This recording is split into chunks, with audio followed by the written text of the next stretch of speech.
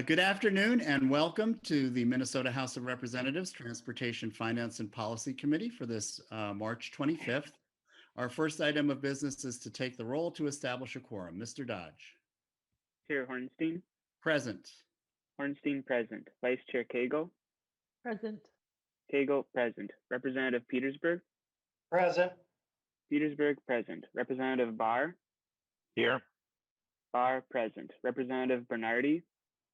Present. Bernardi present. Representative Elkins. Elkins present. Elkins present. Representative Frederick. Present. Frederick present. Representative Hausman. Present. Hausman present. Representative Heinrich. Present. Heinrich present. Representative Kosnick. Kosnick present. Kosnick present. Representative Mason.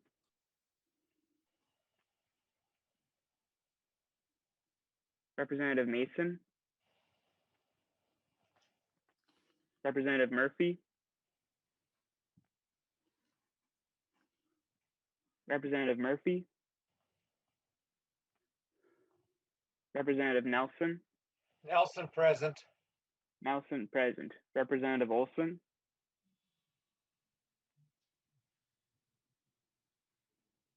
Representative Olson. Representative Richardson. Present. Richardson present. Representative Torkelson. Present. Torkelson present. Representative West.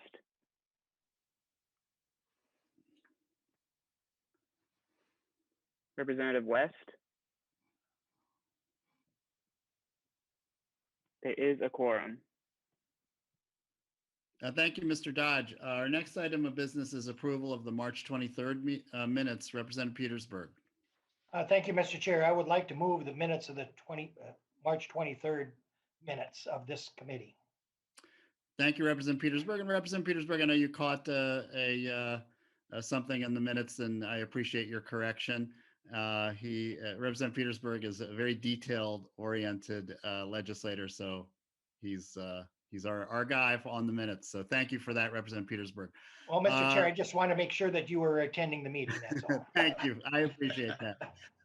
Members, is there discussion to the motion, to the Petersburg motion? All those in favor signify by saying aye. Aye. All those opposed, the motion carries. Thank you, members. So members, today, again, we're continuing along our focus this week on items that could be included in an omnibus bill. They are being heard on an informational basis. So we are not going to be moving these bills out of the committee or even formally laying them over at this time. It's just an opportunity for members to take a look at these items and hear from the public, hear from the authors, ask questions.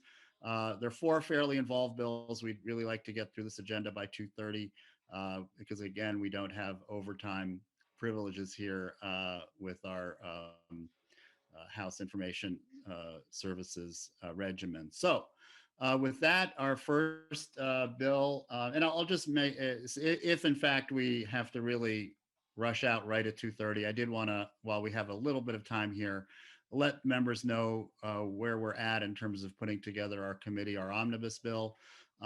We will have one more hearing tomorrow at 1 o'clock for some remaining bills that we will be laying over and hearing on an informational basis. And then the Tuesday after we get back, which I believe is April 6th, we will be hearing Representative Petersburg's bill, which I think summarizes the ranking member's thoughts on a broad range of transportation issues. We'll hear that bill that day, and then we will go through a walkthrough of the omnibus bill as authored by myself. So that will take place on Tuesday. Wednesday, we'll hear public testimony on the bill, on the omnibus bill. And then Thursday, we'll hear amendments and have discussion of those amendments and potentially take a vote on that bill off to another committee. So that's the plan moving forward. And that's why you will have an opportunity to discuss further the bills that we're hearing today or tomorrow and potentially amend them if that is an option for you. So with that, members, I want to have our first bill, House File 2169, Representative Richardson. And again, we are not taking action, formal action at all on this bill. We're hearing it on an informational basis. Representative Richardson, to your bill. Thank you, Mr. Chair. House File 2169 is a bill appropriating $6.2 million in fiscal year 2022 from the general fund for a grant to reconnect Rondo for project development of the Rondo Land Bridge freeway lid over Interstate 94. The story of Rondo is one of a thriving Black cultural center. It has been described as the heartbeat of the St. Paul's Black community and was home to 85% of St. Paul's Black community in the 1950s. The community was strong, it was thriving, and even in the midst of the brutality of government-sanctioned discrimination, a Black middle class emerged. The story of Rondo is also a story of pain, trauma, and heartbreaking loss. It's a story of government-sponsored destruction and injustice. The decision to run I-94 through the heartbeat of the Black community in St. Paul was not an accident.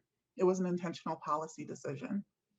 There was another route available through an underutilized industrial area to the north, but the decision was made to devastate St. Paul's Black middle class. In that experience, Rondo was not unique, as across the US, there are BIPOC neighborhoods that were plowed through for federally funded highways. Behind the 700 homes and 300 businesses destroyed, there were real people and real families. The trauma of that loss was further deepened by the fact that Black homeowners and business owners in Rondo were paid pennies on the dollar for their properties, wiping out their equity and wealth.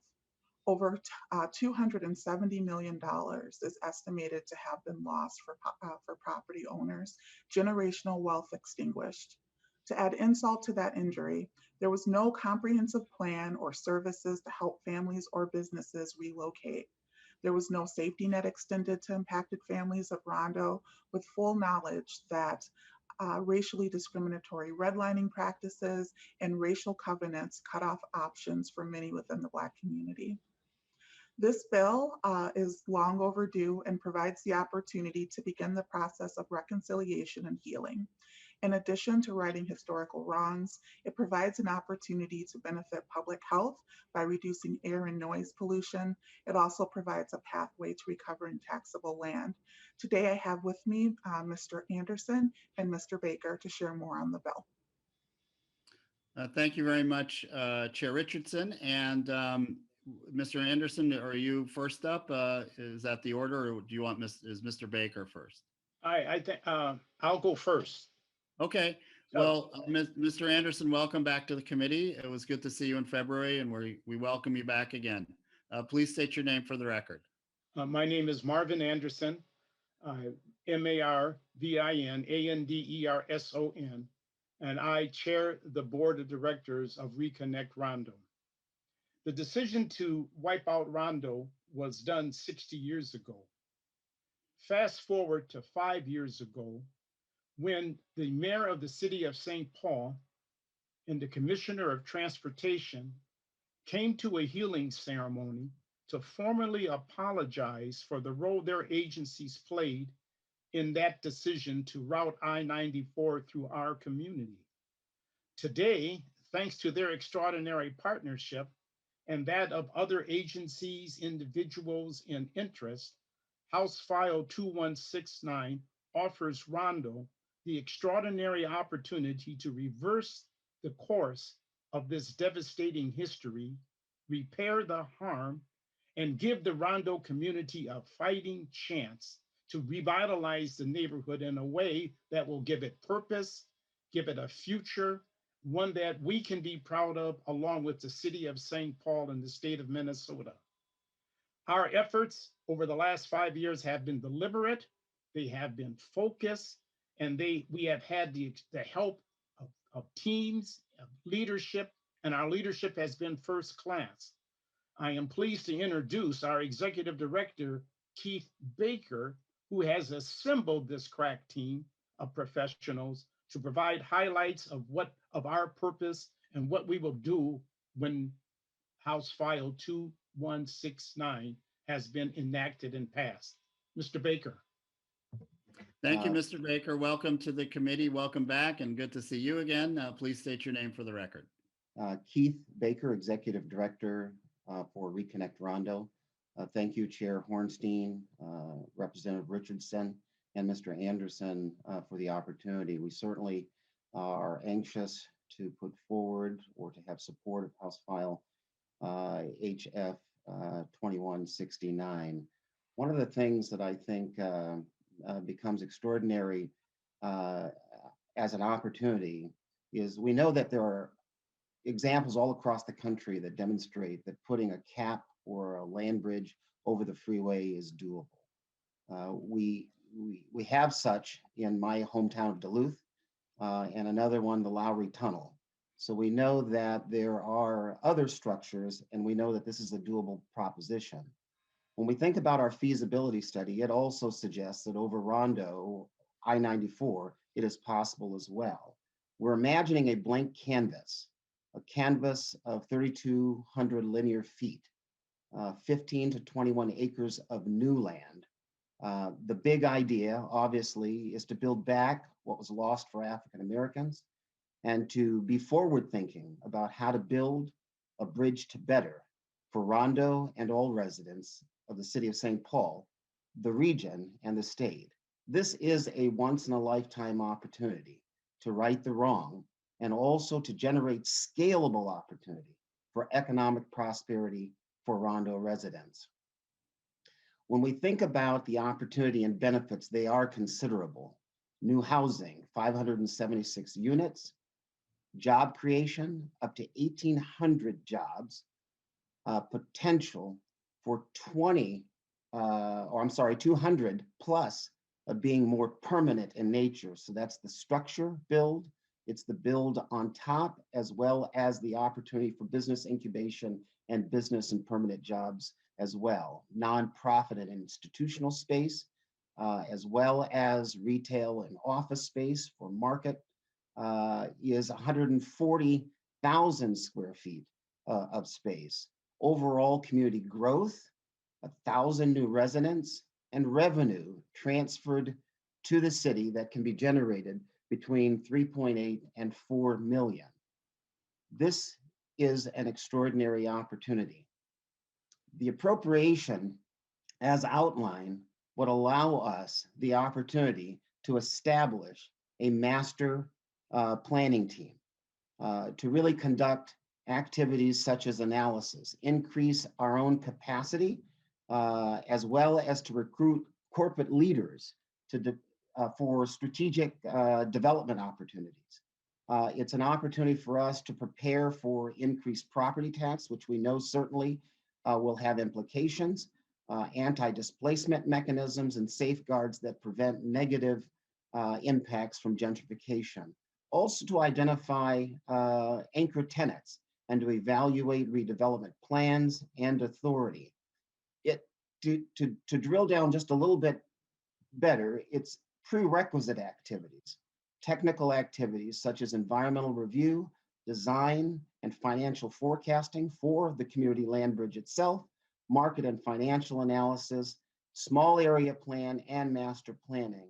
And keep in mind that we see the initiative here with Rondo from an economic development standpoint to be closely tied with the desires of the city of St. Paul as well, and how it might be also connected to the community of Frogtown, to what's going on up in Allianz Field, etc. We see the connective tissue of broader economic development and opportunity. When we take a look at what Mr. Anderson had mentioned in terms of this, the crack team that we've put together, let me start by saying I've spent 18 years working for the Department of Transportation. I have understanding of the jurisdictional responsibilities.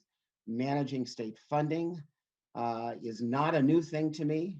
In my capacity with DOT, I was accountable for administering $30 million annually, a total in my career of 12 years, $300 million. So we certainly have the capability to get this done. Equally, we've put together a team, a board of directors that is tied to the community itself, a technical advisory team. We have legal counsel to help us through this process. We've tied ourselves to community stakeholders, as well as funders and the government entities themselves. So with that, I thank you so much, Chair Hornstein, Representative Richardson, and members for listening. We see this project as more than a bridge. The Rondo Land Bridge offers an opportunity to build an inclusive and equity-based local economy tied again to supportive activities from the city's downtown business area, as well as, again, Allianz Field and other economic engines such as Grand Avenue. Thank you for listening and your consideration to this bill. Thank you very much, Mr. Baker and Mr. Anderson. We appreciate the detailed chart in terms of the use of funds as well as your organizational structure. That's very important as we consider general fund allocations. Members, this is an opportunity if you have any questions of either Mr. Anderson, Mr. Baker, or Representative Richardson. Okay, let's see. I don't see any hands at this point. So Representative Richardson, oh, sorry. Member hands up. Excuse me? There's a few member hands up now. Oh, you know what? I think I need to get into a different window here. See for some reason, I'm not seeing them. So who do you have, Mr. Howe? I see a Representative Cagle, Representative Elkins, and Representative Mason. Okay, members, you know, I just wanted to preface this by saying we had a fairly extensive presentation also on this bill in January. If the members could really keep their questions brief, we have a long agenda. So I will entertain them, but really, if you need to, please keep these questions brief. It sounds like Representative Cagle was the first question. Thank you, Mr. Chair. And Mr. Baker, I was just kind of wondering what the plan is for making sure that gentrification doesn't happen. I know when I worked at Community Action, this was prior to Allianz Field going up, and we did some community listening sessions, and it seemed like there was really more of this is what's going to happen, you know. And so I want to make sure that, you know, when I saw that piece that the making sure that gentrification isn't taking place, I'm just kind of curious about how you plan that, how you see that going forward. Mr. Baker. Chair Hornstein, Representative Cagle, this really is one of the most important pieces without question. And while we don't have the specific plan, we know that there are policies that are currently in place and policies that must be introduced to ensure that the benefits that translate from the land bridge itself are used to offset any increased taxes that might be present. We know that through our health impact assessment, there are very specific recommendations that have been put forward to ensure that our attention is on both of those matters. And we will be continuing kind of public engagement activities, making sure we're rested foundationally on that. But more specifically, we're looking for ideas and solutions from the existing ecosystem, okay, that can offer those kinds of ideas and tools that will help us stay right on mark in that regard. Thank you very much. Representative Mason is next. Thank you, Mr. Chair. My question goes to a comment that Representative Richardson had made, where when the freeway was put through, hundreds of families lost their equity in their homes, etc.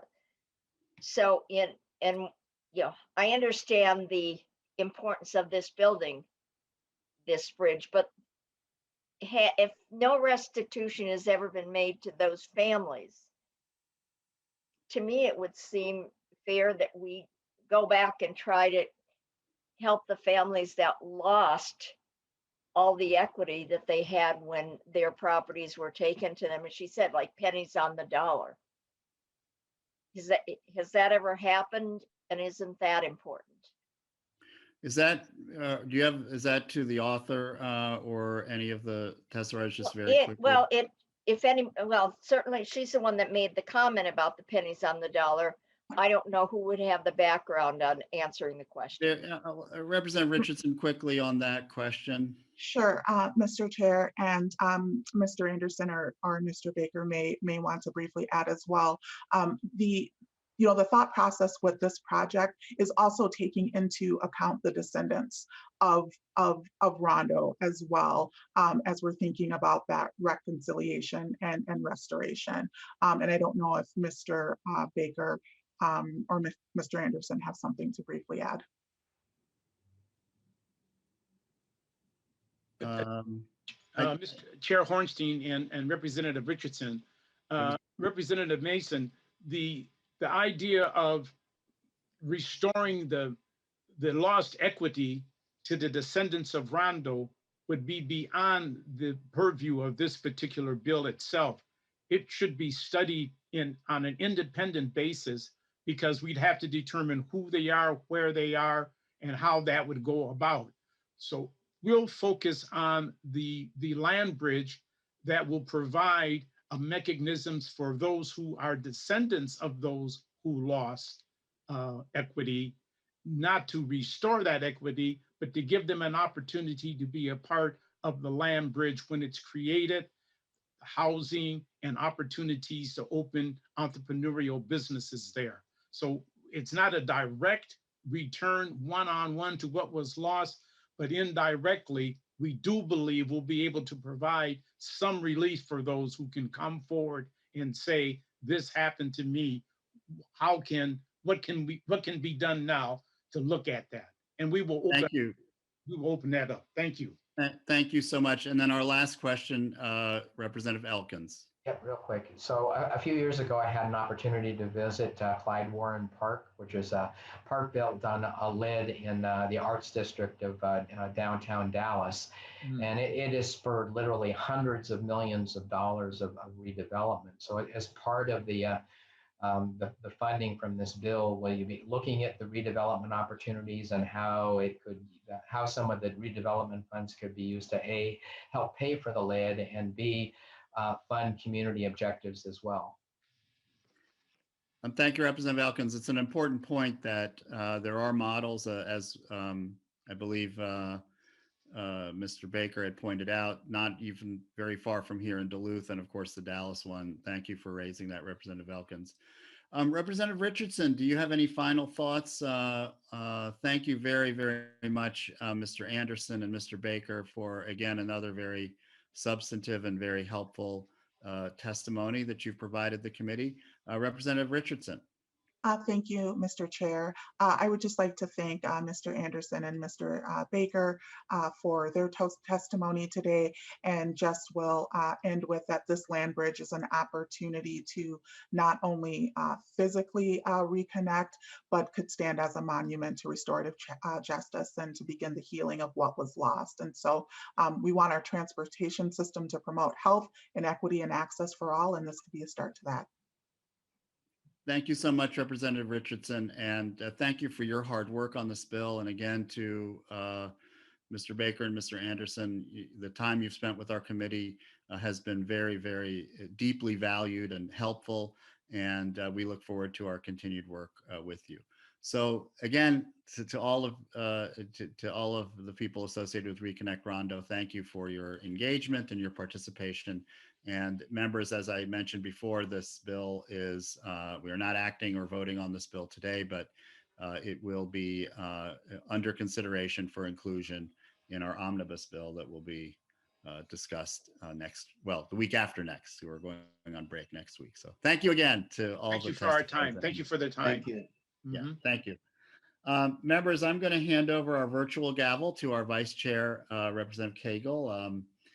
This is your chance to query the chair on 3 different bills that I'm putting forward to the committee here in the next hour or so. And again, Vice Chair Cagle, you are in charge. Thank you, Mr. Chair. Next up is House File 2213. So Chair Hornstein, if you'd like to tell us about your bill. Yes, thank you very much, Madam Chair and members. House File 2213 is coming to us at the request of the Minneapolis Park and Recreation Board, and it really has to do with aligning speed limits that are in existence in other areas of Minneapolis and residential areas. The 20-mile-an-hour speed limit, of course, we heard a lot about this in the 2019 biennium when this law was enacted. What we found during the COVID crisis, and it's ongoing, and particularly now with the warm weather, is that these parkways around places like Lake Bede-Makaska in the area I represent, or Lake Harriet in the area I represent, many of these are very, very popular places to walk and bike and relax, have picnics, really packed during COVID. They're packed all the time, but particularly now. And so this bill simply aligns the park board with other legislation that's been passed by this legislature into law and has a 20-mile-per-hour speed limit. So I do have one testifier who is the board chair of the Minneapolis Park and Recreation Board, and his name is Jano Cowgill. And Madam Chair, if he can be called to testify, that would be very helpful. Welcome to the committee, Mr. Cowgill. Please state your name for the record and proceed with your testimony.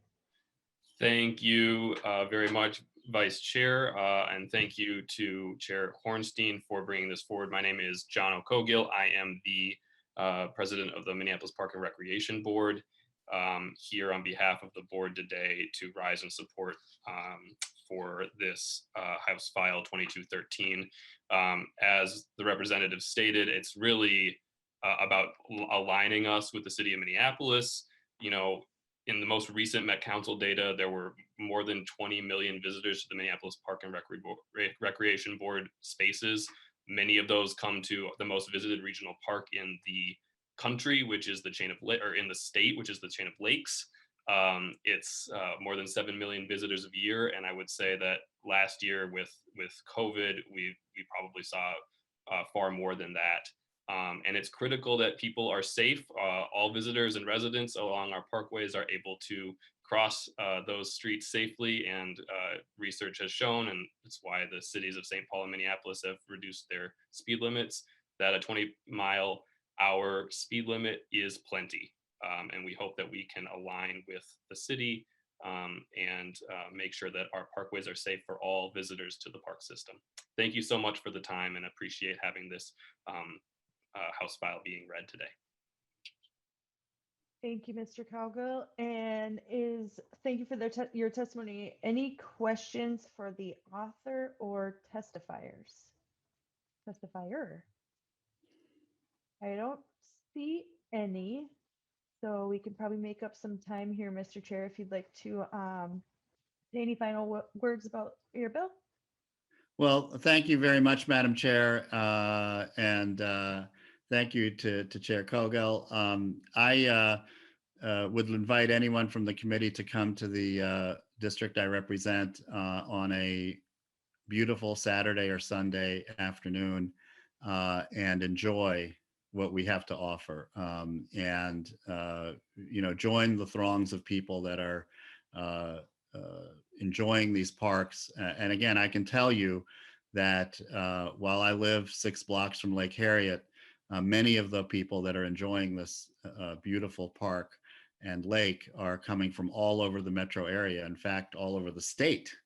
And so this is really a statewide amenity. And so this bill simply allows people to enjoy this in a comfortable and safe way. And again, don't be a stranger, come to District 61A. I can show you some beautiful parkland. Thank you, Mr. Chair. And just as a reminder to members, this is informational hearing, so we'll not be voting.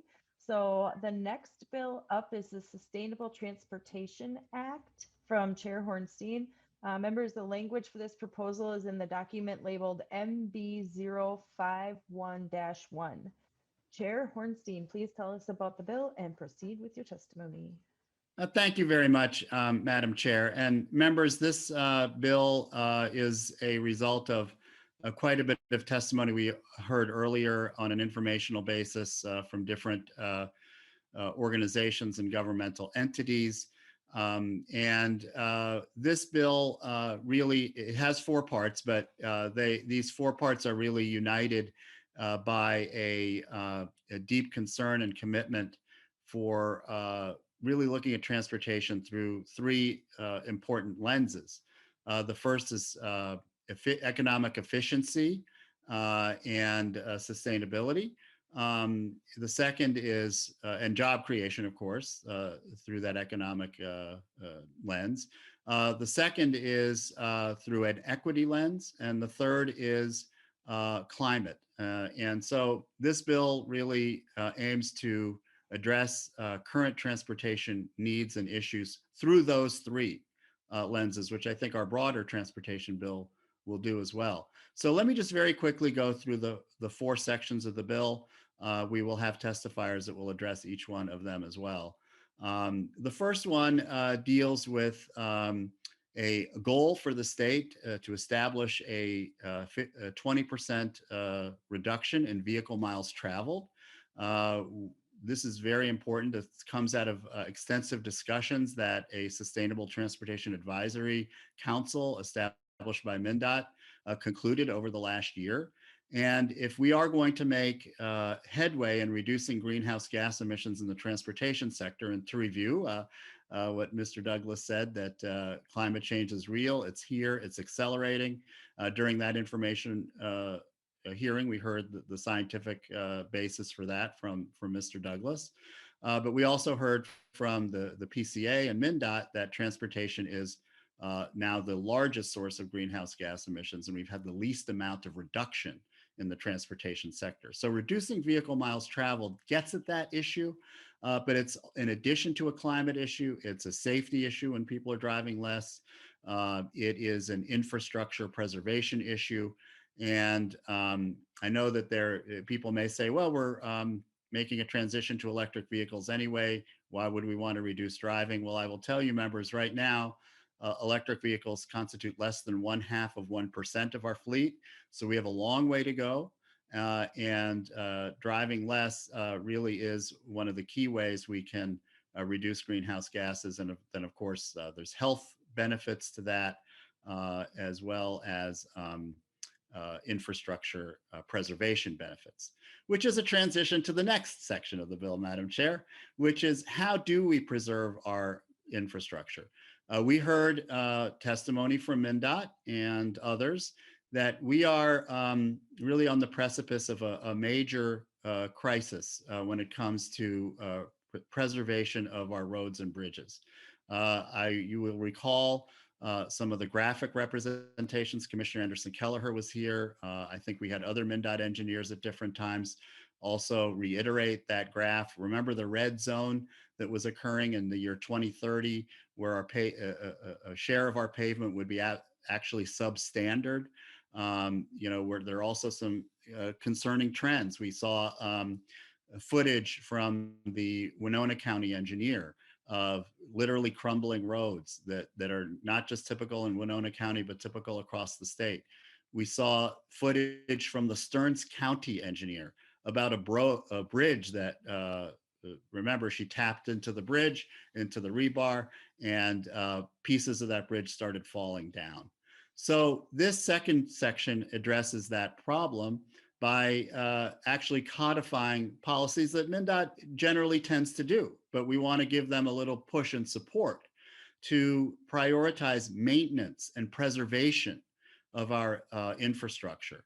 I refer to this as fix it first, that our priority should be to fix our infrastructure. And we heard from an organization that was very concerned about taxpayer issues, mentioning that this is from a taxpayer standpoint, investments in preservation and maintenance of our road and bridges is the best bang for the taxpayer buck. And we also heard from Beth Osborne at Transportation for America that the best and highest use of limited dollars, as well as the best bang for our buck in terms of job creation, comes from maintenance and preservation of our infrastructure. The third section deals with electrification of our infrastructure. And we heard extensively why that is needed and why that's important. The Department of Transportation has started to build charging stations around the state with the Volkswagen settlement money. We envision some general fund money going to giving that effort even more support through building electric vehicle charging station. And I just wanted to give a shout out to Representative Barr on this one. There is a provision in that section which envisions public-private partnership. I had a conversation with Representative Barr, and I think his views probably reflect many people in this committee on both sides of the aisle, which is, he asked, isn't this really something the private sector should be doing? And I agree with him. Anytime we've had innovation, technical innovation in this country, it's always been a partnership between government and the private sector. And so we envision that also in this area, but oftentimes the government has been sort of the initiator. I look at nuclear energy. I'm not a big fan of nuclear energy, but those that know the history of it know that without the Price-Anderson Act and the billions and billions of dollars that that helped subsidize the nuclear industry, we probably wouldn't have that industry. Again, I'm using that as an example, not as one that supports that. But you can look at many, many examples of where government support has jump-started and really helped innovation. And so we're in that innovation stage of electrification of our infrastructure. Finally, members, the last part of the bill deals with electric buses and zero emissions. This comes out of a series of hearings we had, again, about electrification of the bus fleet. There have been some hiccups, I admit that, and the Met Council has testified to that effect. But those issues need to be resolved, but we also need to have a zero emissions fleet by 2040. Other cities and regions of our size have enacted zero emissions transition plans for their fleet by 2040. In fact, some states, and this is not part of this bill, members, but some states have actually mandated that their transit systems be all electric by certain times, certain dates. We don't go in that direction. We're simply asking the Met Council to contract with a third party to develop a transition plan for electric vehicles. And you can see through the bill, we anticipate asking lots of questions that people have been asking about. How will these vehicles perform in cold weather? What are the costs relative to other technologies? What are some of the benchmarks? Asking the Met Council to check in with us every 5 years to see how this plan is going. So this is not a mandate. This is simply asking the Met Council to develop a plan for zero emissions from their fleet by the year 2040. And with that, members, I'm happy to, we have several testifiers. I think, Madam Chair, you have the list, and perhaps they could testify on this bill. Thank you, Chair Hornstein. First on the list is Tim Sexton. If you could introduce yourself for the record and proceed with your testimony. Yes, thank you, Madam Chair and members, for the opportunity to testify on the Sustainable Transportation Act. For the record, my name is Tim Sexton, and I serve as an Assistant Commissioner for the Minnesota Department of Transportation. As this committee knows, Minnesota is not on track to meet the state's carbon reduction goals established in the bipartisan Next Generation Energy Act, and transportation remains the #1 source of carbon pollution in Minnesota. In 2017, MnDOT adopted the goals of the Next Generation Energy Act for the state's transportation sector. Since 2017, MnDOT has engaged the public and communities statewide in the 2019 Pathways to Decarbonizing Transportation project. And in 2020, MnDOT coordinated with public, private, nonprofit sector leaders, including utilities and contractors, along with cities, counties, and community organizations through the Sustainable Transportation Advisory Council, or the STAC. I'd like to briefly touch on the 3 parts of the bill that would impact MnDOT. First, around vehicle miles traveled. The proposed Sustainable Transportation Act is consistent with a recommendation from the MnDOT STAC on the need to reduce vehicle miles traveled to address climate goals, while also reducing the time wasted in traffic and the cost of personal automobile ownership. The role of VMT reduction in promoting more transportation options in the form of transit, biking, and walking, especially for shorter trips, was also highlighted in the Pathways to Decarbonizing Transportation project.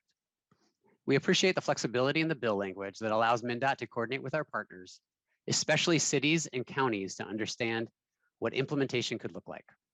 We also believe that different approaches would be needed for the Metro and for Greater Minnesota to address the different needs and opportunities of individual communities to address vehicle miles traveled. In regard to the MNCHIP provisions, or the State Highway Investment Plan, one challenge to the current language is that many of our expansion projects are happening by city, county, and regional governments outside of MNCHIP guidance. So we would request the committee consider a modification to the current text to something that would restrict the department's ability to add general purpose lanes unless we are anticipated to meet all asset condition targets for a period of at least 10 years. We would also request consideration that language in subsection 7 include reference to balancing priorities with progress towards state transportation goals outlined in statute 174.01, including current language that directs MnDOT to, in quotes, provide for and prioritize funding of transportation investments that ensures the state's transportation infrastructure is maintained in a state of good repair. For the third part of the bill and final part impacting MnDOT around the EV infrastructure program, MnDOT is currently leading a multi-agency effort to update the state's EV or electric vehicle plan that will be consistent with the goals of the bill and will also improve transparency for any new EV infrastructure program to legislators, including the need for geographic balance and consultation with partner agencies, as listed, including the Pollution Control Agency and the Department of Commerce. The EV infrastructure program would also build on an existing MnDOT Clean Transportation pilot program that includes a competitive project selection process, private sector collaboration and leadership, and priorities that include greenhouse gas emissions reduction and environmental justice and equity. The MnDOT Clean Transportation pilot program was created in response to public engagement and comments from communities, especially in Greater Minnesota, that access to capital is and will remain a major hurdle in the transition to a low carbon transportation future. And we believe the program as proposed would support addressing that challenge. Thank you for providing us an opportunity to comment on the bill.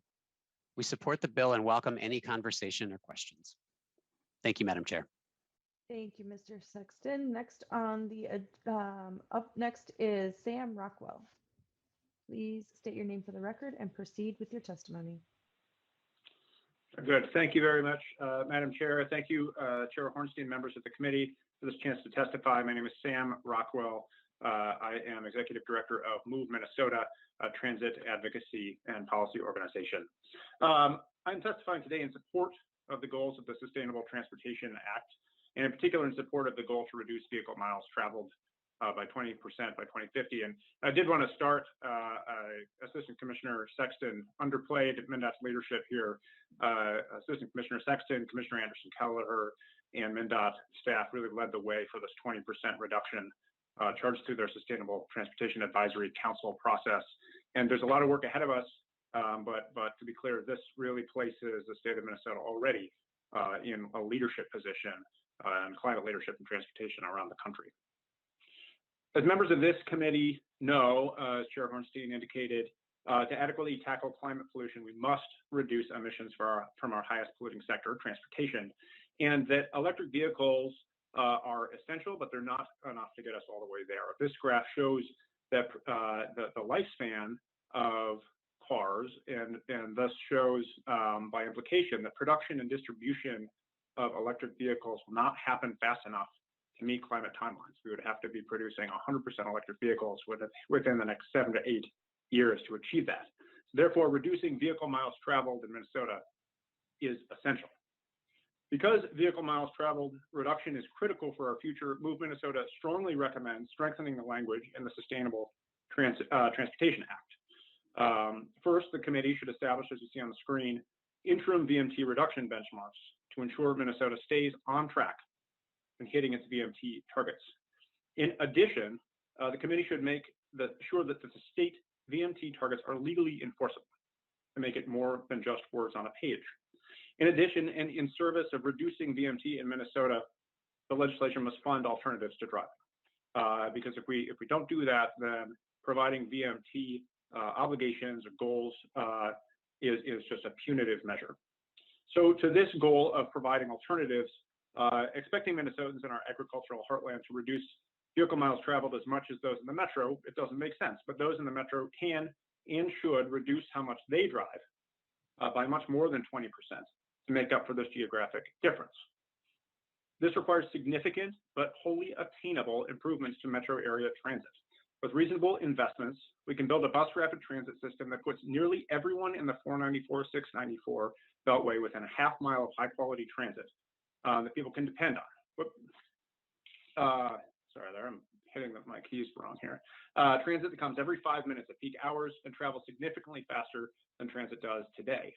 This high quality transit system would reliably and affordably serve all the daily needs for 20 to 25% of Minnesota's population and serve all Minnesotans through cleaner air, a safer climate, a stronger economy.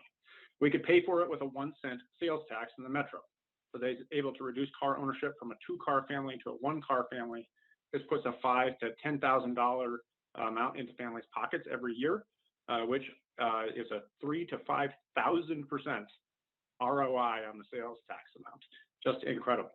So I want to close by reiterating again support for the VMT goal and the proposed bill language, and thank the committee chair and Vice Chair Cagle for the chance to testify, and again thanks to MnDOT for their leadership on this issue. Thank you.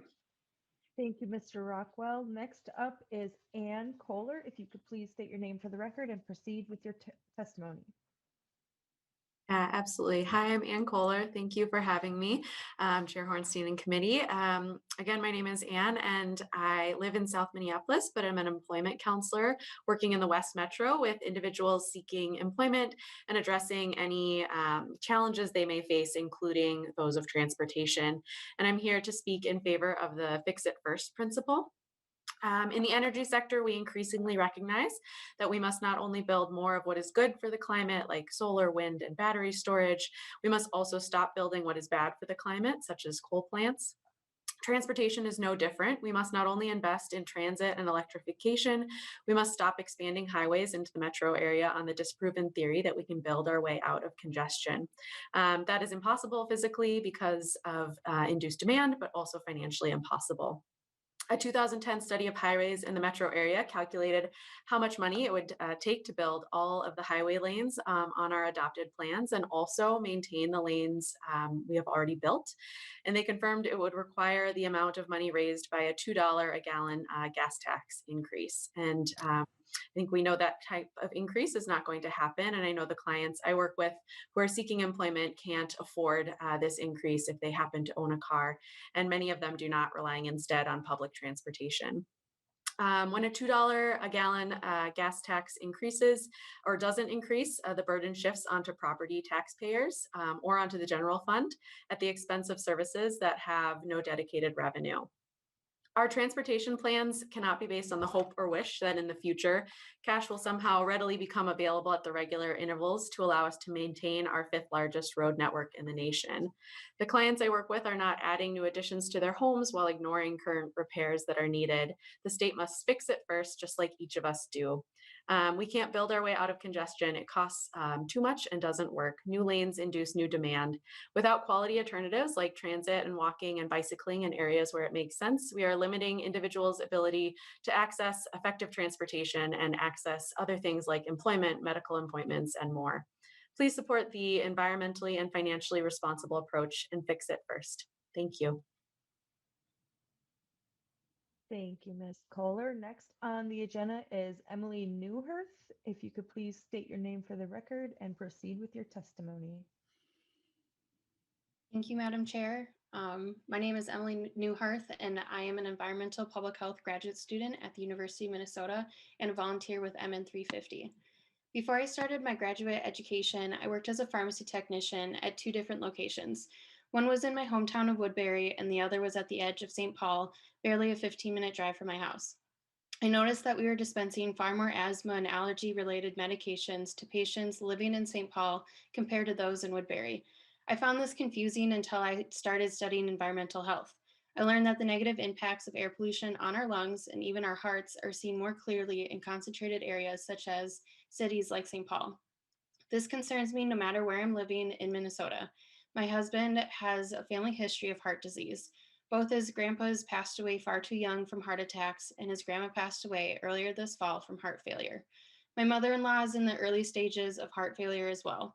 I want to do everything I can to protect the heart and lungs of my husband. This was at the forefront of my mind as we searched for a home this spring. I was surprised to see how many houses were located near highways, even in suburbs such as Maple Grove and Plymouth. Living closer to a highway is associated with higher cardiovascular mortality, childhood asthma, and even the development of autism. I support the plan for the Met Council to transition to an entirely electric fleet of vehicles, as transportation is Minnesota's largest source of greenhouse gas emissions. I hope that the increased use of electric vehicles and related infrastructure not only makes the air that my husband and I breathe better, but also makes electric vehicles more accessible to residents like us. Around 10% of all deaths in Minnesota each year have air pollution as a contributing factor.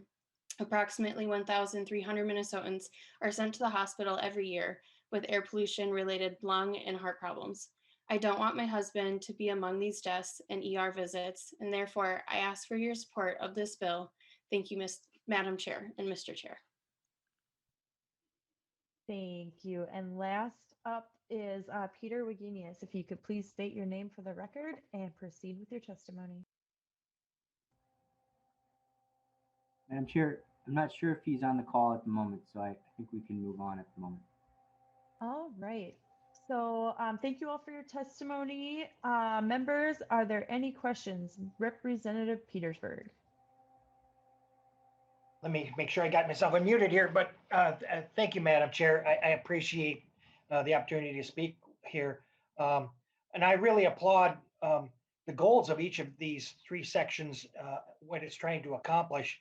But I don't know where to start in regards to some of the issues that I see here. It's kind of like the system has been developed over the years, kind of like a house of cards. And when you tackle one, it seems to collapse the others. I mean, just thinking about trying to reduce the vehicle miles traveled by 20% automatically declines virtually all of our revenues to the department by 20%.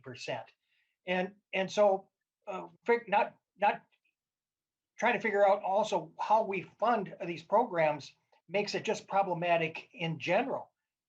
So I mean, even fix it first with a 20% reduction in fees coming in is going to make it very difficult to do that.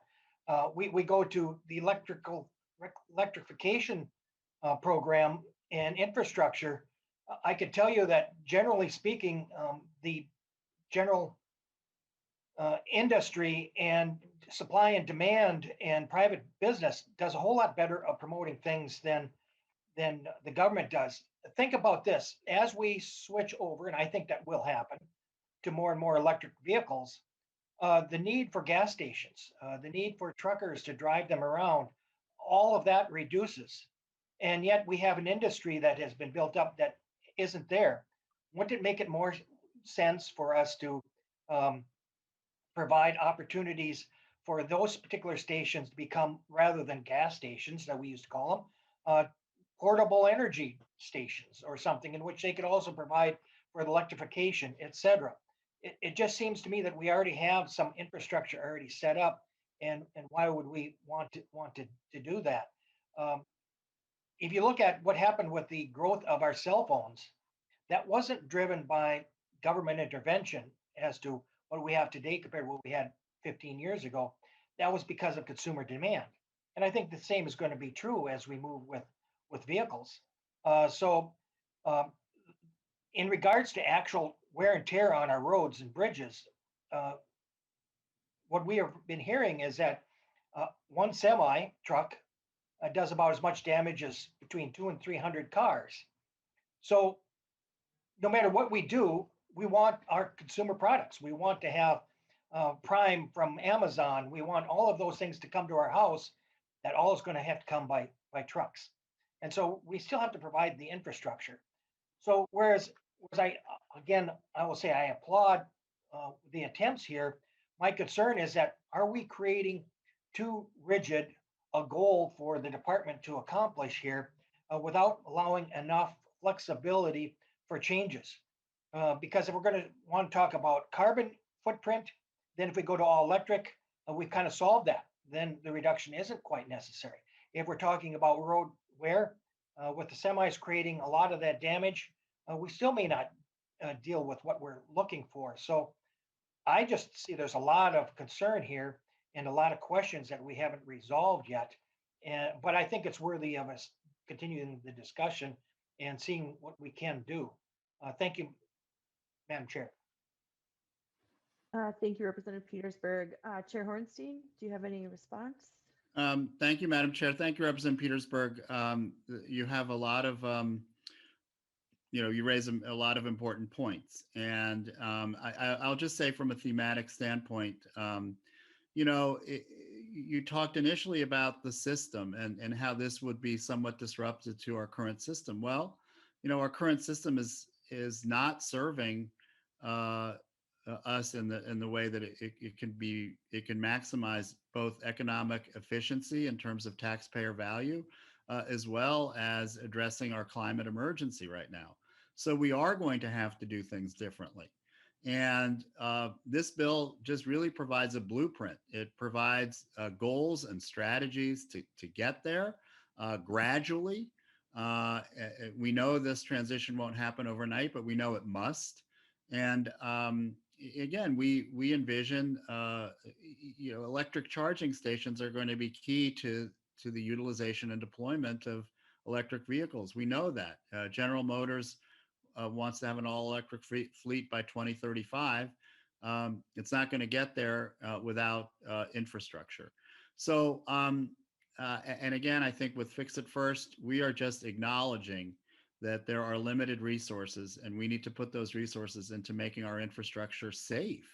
I mean, we can't continue along this path where we have so many bridges that are fracture critical. We can't go along the path where our roads, both in the metro area and greater Minnesota, are literally crumbling. And so that's the purpose of that. And again, vehicle mile travel, this is a goal, it's a blueprint. The reductions are really going to have to happen in the short term.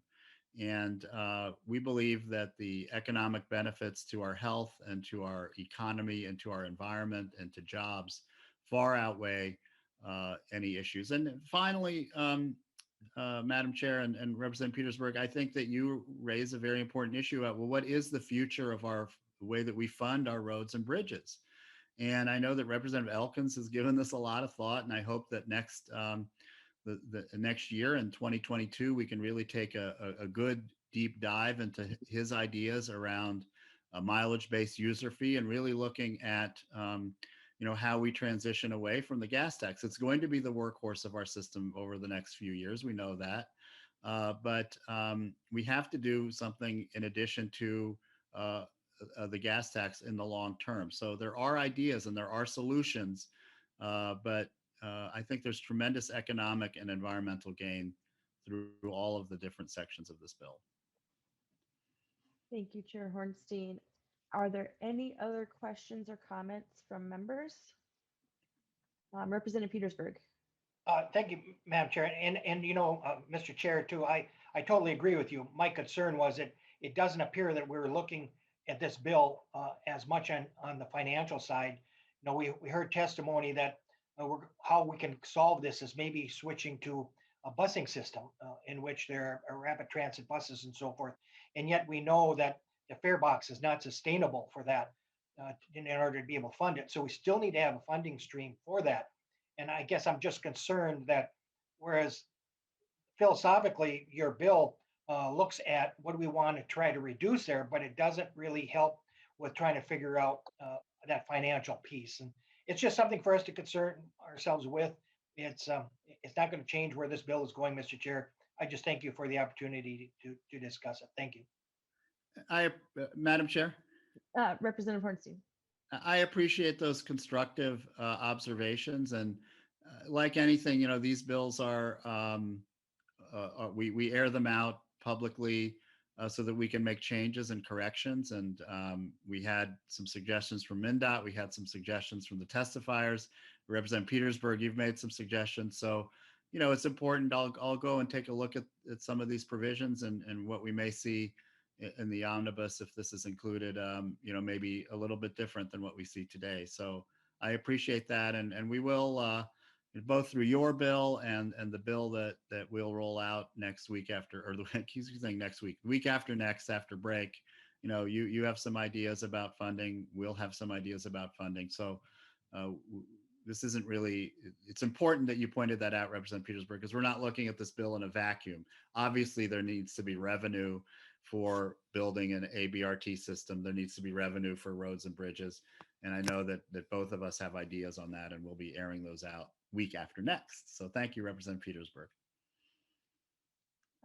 Thank you, Mr. Chair. Representative Bernardi, I saw your hand up, but I also saw you put it down.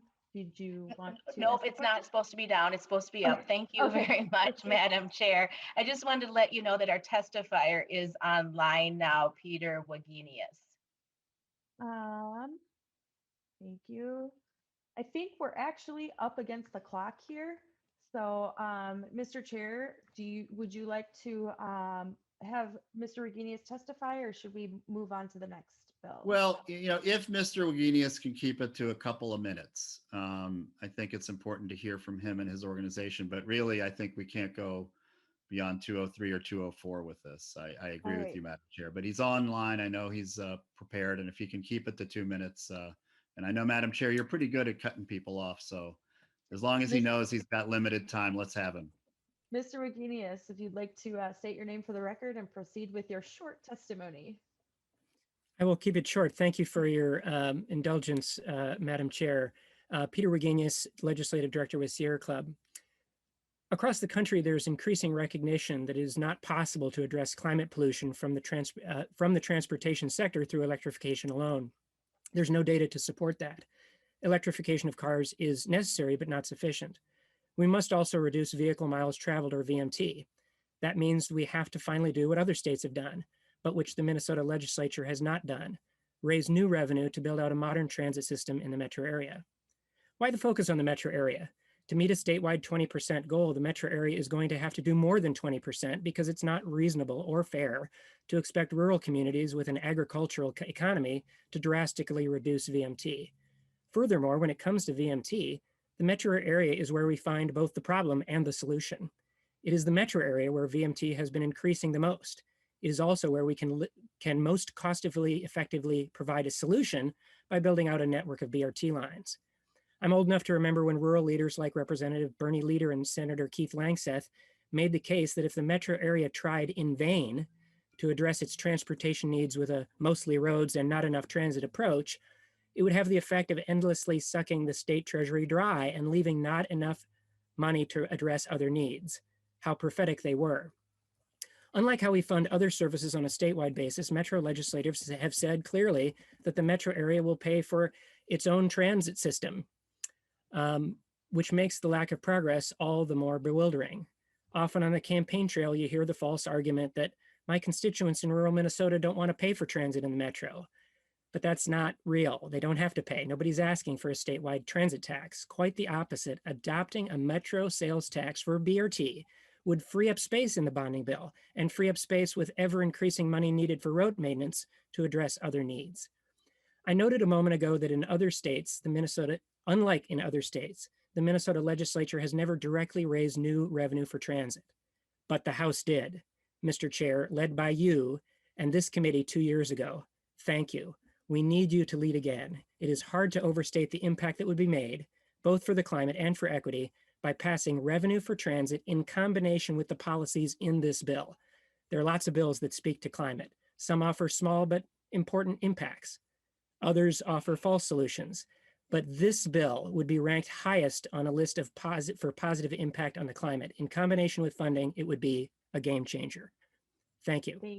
Thank you, Mr. Reginius. Mr. Chair, do you have any final remarks? Thank you so much. And Mr. Wagenius, I did very much appreciate your testimony, and I think linking some of these ideas with funding is absolutely important. We can't look at this in a vacuum. And so members, we'll be considering some of these provisions the week after next, and I appreciate your attention, your support, your suggestions, your advice moving forward. So thank you so much, Madam Chair. Thank you. Next up, we have Representative Hornstein, the Hazardous Substance Transportation Safety Act. Members, the language of this proposal is in the document labeled MB052-1. Chair Hornstein, please tell us about your bill and proceed with your testimony. Madam Chair, I'll be very brief just because we have a lot of testifiers for this bill, but this builds on some of the work that was done 6 years ago. We had a number of high-profile oil spills from pipelines and trains, and we wanted to make sure that I've introduced legislation in the past to increase the number of railroad inspectors for MnDOT.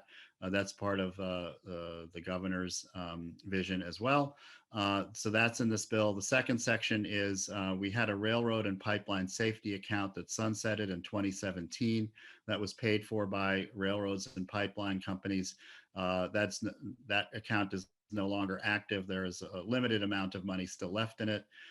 We resurrect this account in this legislation. However, we do not ask the railroads and pipelines to fund it, but we do want to make sure that hazardous materials that are transported by rail, pipeline, truck, any sort of mode of transportation, that there are support for first responders as well as communities. So there is one important new provision that we didn't have in 2014, and that is allowing grants for community organizations and cities and local municipalities to do local emergency planning.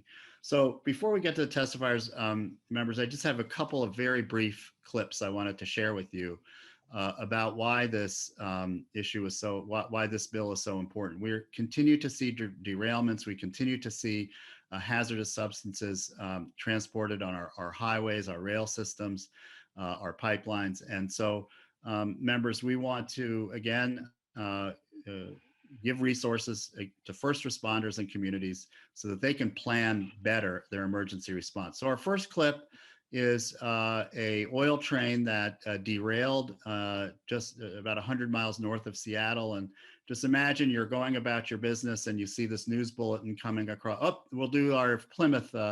We're going to, okay, this is, imagine you're going about your business and you see breaking news about an oil derailment in your own community. What would you think and feel when you see this report?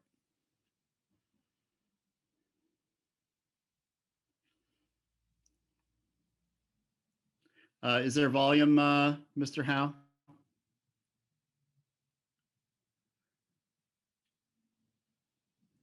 The challenges of Zoom. We'll give Mr. Howe a minute to get us some volume here, and then we'll start. Welcome back to King 5 News at noon. We are following breaking news in Whatcom County right now. A train carrying crude oil has gone off the tracks and is now on fire. And you can see that fire from our DOT cameras right here. This is I-5 at Zell Road. So Portal Way, a big stretch of Portal Way right now between Grandview and Main is shut down while emergency crews respond to the situation, and people living and working within a half-mile radius of this train derailment are being asked to evacuate for safety reasons. Again, a train carrying crude oil has derailed in the town of Custer, which is just north of Bellingham, very close to the Canadian border. And we don't know of any injuries at this point, but we do know that this fire is large enough, causing this smoke to continue to billow from this train, and it's even getting thicker and blacker as we speak. So we will continue watching this. Again, evacuation's underway in Custer right now. We do have a crew headed there. We'll try to get there as soon as possible, and as soon as we learn more, we will let you know. And so, this unforgettable vacation. People could use a vacation, right? Madam Chair, that took place in December of just a few months ago, December of 2020 in Washington. Now here in Minnesota, we've had two derailments just in the last month, one near Le Sueur and one in Plymouth. So here's just a very brief clip of what you can see in terms of the aftermath of the Plymouth. You can roll the tape, Mr. Howe. It's not the noon weather report though. Tony Balonovich. And we got the guy that's competing with Jimmy John's for kind of a scary guy. Unfortunately, you can't fast forward through the ads. Okay, well, you know what? Let's we'll looks like we'll count down here a little bit. That guy kind of scares me, by the way, that Jimmy John's guy. Or he's competing against Jimmy John's. Sorry, competing. Officials say that they didn't find any leaks or spills after a train derailment in Plymouth. 22 cars went off the tracks around 1 yesterday afternoon. We still haven't learned why. Those cars were holding molten sulfur, asphalt, and lumber. Canadian Pacific officials say testing did not find anything harmful in the air. Residents with questions and concerns can contact Canadian Pacific. We have information on how to do that at wcco.com. So members, imagine if that was carrying hazardous materials. We want to make sure that people have proper guidance in terms of how to respond. And of course, our rail inspectors are needed to prevent incidents like that. So that's the bill, Madam Chair. And I know we have lots of testifiers, some for, some against, and I'd like to get to that testimony if we can. Thank you, Chair Hornstein. First on the agenda is Claire Rubeck. Welcome to the committee. If you can please state your name for the record and proceed with your testimony. Thank you, Madam Chair and Chair Hornstein. I'm Claire Rubeck and I live in Minneapolis, and I'm a member of Citizens Acting for Rail Safety Twin Cities. And we are a knowledgeable grassroots, all volunteer group that focuses specifically on the issue of rail safety in our communities. I happen to live in the overlay of 2 evacuation zones of 2 different rail lines. So this matter is directly meaningful to my family life and my community members. On January 15th, 2017, the Minnesota Department of Public Safety issued a report that was entitled Minnesota's Preparedness for Ethanol and Oil Transportation Incidents. Many of the issues identified in that report still remain unresolved, and recommendations that were offered in this 126-page report identified numerous opportunities to improve preparedness for the rail-related emergencies that do involve hazardous materials. 4 key opportunities are addressed in the Hazardous Substance Transportation Safety Act that is moving forward, hopefully. And those include community emergency response, rail safety inspection program, grade crossings, and hazardous substance transport incident response preparedness. On the topic of community emergency response, there's a need to improve the awareness of communities throughout Minnesota as to the hazards posed by the large volumes of flammable materials such as crude and ethanol, as well as air toxics such as chlorine and anhydrous ammonia, because the railroads are not subject to the Community Right to Know Act. So therefore, it's incumbent upon other agencies to let the communities know what the surrounding risks may be so they can be appropriately prepared. Specifically, we need families and leaders of institutions and businesses to know what actions to take in the event of a local emergency, and to plan for evacuations and shelter-in-place operations. Notification systems and interoperable emergency communication systems also need to be addressed and assessed, upgraded, and updated as needed. In 2017, there were over 350,000 Minnesotans that live near these rail lines, and population growth and increased residential density of multi-unit housing in proximity to freight rails and rail yards is a risk factor. Community-specific planning activities position the stakeholders in these communities to appropriately respond in the case of a high hazard rail incident. As to the rail safety inspection program, the 4,500 miles of freight rail line in Minnesota present a challenge, and the complexity of modern freight rail systems with multiple ownerships, differing equipment, and operational capabilities and management systems demand that sufficient expertise and coverage is available.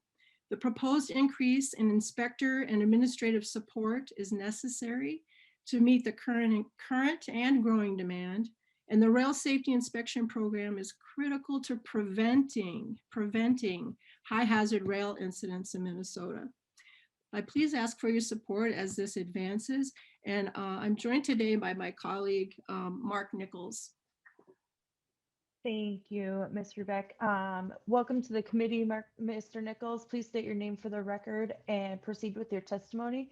And we are kind of running short on time, so if you could keep it around 2 minutes or under, that'd be great. I'll do my best. Thank you. My name is Mark Nichols. I'm a member of Citizens Acting for Rail Safety in the Twin Cities, and I appreciate this opportunity to mention 2 additional portions of this Hazardous Substance Transportation Safety Act that has been proposed. Those are hazardous substance transportation incident response preparedness. It's another key topic. Our state emergency response teams are comprised of valuable resources from Minnesota fire departments, law enforcement agencies, and other government entities. Across the state, Minnesota aims to have 11 chemical assessment teams, or CATs, 4 of which are also emergency response teams. The teams can help prevent hazardous releases, mitigate releases, and stabilize an incident. They deploy with trained emergency responders, specialized equipment, and support other state agencies. The CATs are composed of specialists, and Minnesota, like other states, has had a difficult time in securing and retaining hazardous material fire professionals the last few years due to retirements and movement within the field. Funding for hazardous substance transport, emergency response preparedness, and planning activities will serve to bolster lagging staffing and ensure that emergency response teams are available to meet critical task workloads based on community risk factors. I'd like to comment on one additional portion of the proposed bill, and that is grade crossings.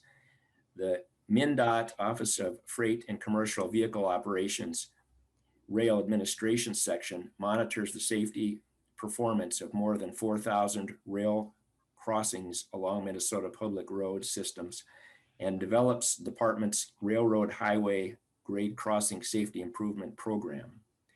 Injuries and fatalities at railroad grade crossings are preventable.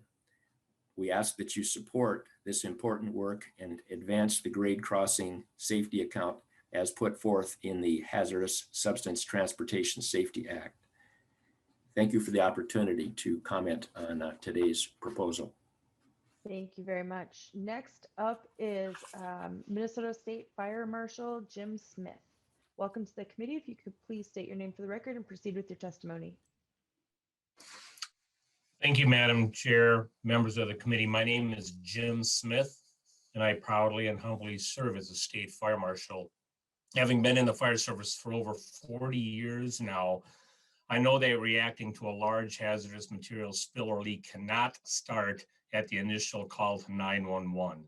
Fire departments need advanced training on how to respond. Communities need to know how to plan and prepare for such an emergency. And counties need to develop operational exercises to practice those plans.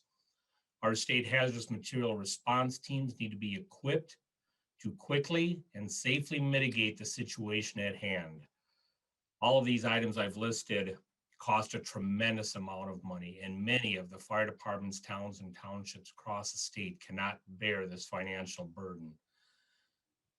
The State Fire Marshal appreciates the leadership of Chair Hornstein and his efforts to fund these extremely important issues through the Hazardous Substance Transportation Safety Act. I thank you for your time, and I will stand for questions. Thank you very much. Next on the list is Peter Dahlberg. If you could please state your name for the record and proceed with your testimony. Thank you, Madam Chair. My name is Peter Dahlberg. I am the program manager for the Rail Safety Inspection Program at the Minnesota Department of Transportation. MnDOT rail inspectors work together with the Federal Railroad Administration to provide the only independent public oversight of private railroad operations in Minnesota. There's 21 railroads in Minnesota that operate 4,500 miles through hundreds of communities in the state. Railroad facilities include mainline track that everyone's familiar with, but also numerous rail sidings, rail spurs, hundreds of railroad bridges, rail car storage facilities, switching yards and terminals, as well as maintenance shops. There's nearly 4 million railroad cars, or 4 million railroad cars operate through the state each year, with hundreds of trains operating daily. The rail system is controlled by an extensive communications and signaling system network, including those that control grade crossing safety systems, track switches, and train control. There's over 4,200 railroad employees in Minnesota that operate and maintain this extensive network 24/7. Railroads carry over 230 million tons of freight in Minnesota each year, including millions of gallons of hazardous materials, such as crude oil, flammable ethanol, toxic inhalation hazards, and other industrial chemicals. Train accidents involving hazmat have the potential for catastrophic consequences for human life, property damage, and environmental contamination. The goal of MnDOT's rail inspection program is to promote safe rail operations in the state by enforcing compliance with state and federal safety regulations. Inspections help reduce accidents on the railroads by identifying safety problems before they become an accident. This inspection activity is vital to ensure that industry safety practices are keeping pace with the rapidly changing technology, operating environments, and evolving traffic patterns. In 2020, there were 28 reportable train accidents in Minnesota, causing $2.8 million in property damage. 4 of these derailments were caused by track issues, 3 by train equipment issues, 13 by human factors related issues, 1 by a signal system issue, and 1 resulting from a highway rail grade crossing collision, and 6 by other factors. Currently, MnDOT has 4 rail inspectors. We have 2 that inspect track, 1 that inspects hazardous materials, and 1 that inspects train equipment, including things like brakes and wheels on rail cars. The Federal Railroad Administration also has anywhere between 9 and 11 inspectors in the state, depending on whether or not they're fully staffed. However, these inspectors also have responsibilities in other states, surrounding states. MnDOT does not currently have any inspectors in the operating practices or signal disciplines. Operating practice inspectors address human factors related issues, which is the leading cause of train accidents. Mr. Dahlberg, we're running kind of short on time, or can you wrap up quickly? Okay. Yeah, so the proposal for additional rail inspectors in the state would provide more comprehensive, regular, and consistent inspections across the entire rail network and expand our capacity to have inspectors in unrepresented disciplines such as operating practices and signals. With that, I can turn it back over, Madam Chair. Thank you very much. And we have about 7 minutes left. So last up for testifiers is John Apitz. I'm sorry if I mispronounce it. Please state your name for the record and proceed with your short testimony. My short testimony. Thank you, Madam Chair. My name is John Apitz. I'm the Executive Director of the Minnesota Regional Railroads Association. It's the trade association that represents the 18 railroads operating here in Minnesota. Lydia Bjorgi from the Burlington Northern Santa Fe is here as well. I think she's on the line if there's questions that come up. Actually, we should have testified on your earlier bill, Mr. Chairman, because you were talking about sustainable transportation. And when you're talking about that, you're talking about railroads, because as you know, it's the most efficient way to move freight by land. 1 ton, 470 miles, 1 gallon of fuel. That said, let me just reiterate, flesh out a little bit of what Peter was just saying. Yes, indeed, there are 4 inspectors in place right now. That cost about $600,000 a year. The proposal before you would add 2 more, which would cost roughly $300,000 more a year. We're talking about roughly $1 million. Who pays for these inspectors? The railroads pay for these inspectors, and we're not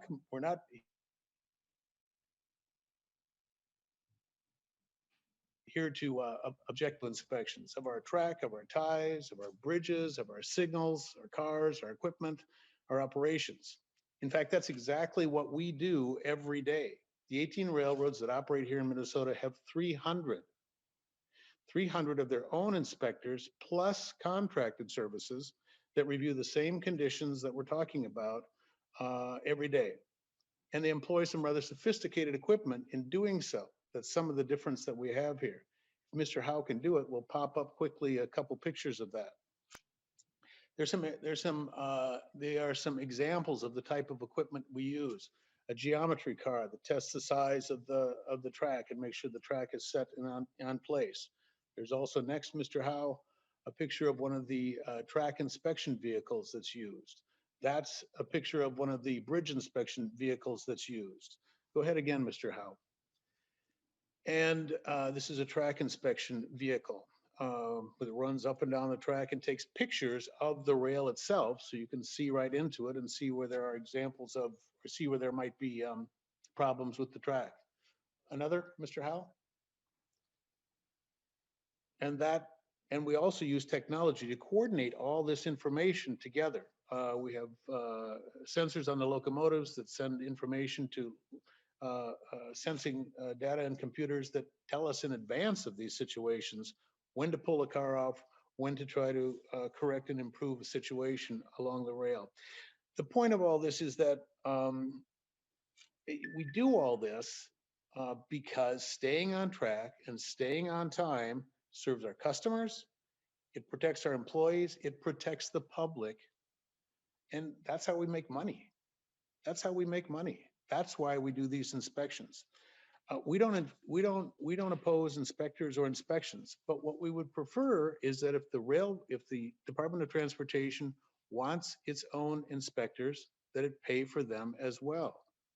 That's the way you do it with other modes of transportation. Pay for them.